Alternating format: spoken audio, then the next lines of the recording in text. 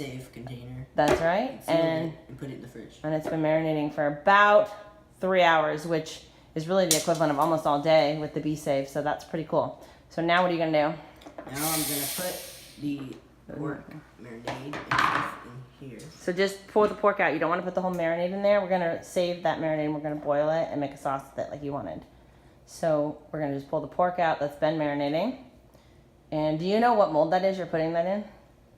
I'm guessing it's a very large round mold. Close. Grande round. Grande round mold. Grande round mold on the medium perforated baking sheet. Or do they be? It doesn't really matter. I mean, there's a little space for them to cook. So, okay. So we're gonna put this in the oven, and we'll be back to show you more later. Okay. So with our roasted pork tenderloin, Steven decided to make broccolini. Very good. And so we washed it, and we got the colander scoop. And now what are you doing with it? Now I'm putting it out on the bond mat, and then I'm gonna put the garlic salt on it. Awesome. Garlic salt flakes. Those will be good, right? Yes. And so we're going to do this. The pork tenderloin is in at 425, and it's going to go anywhere from 18 to 20 minutes.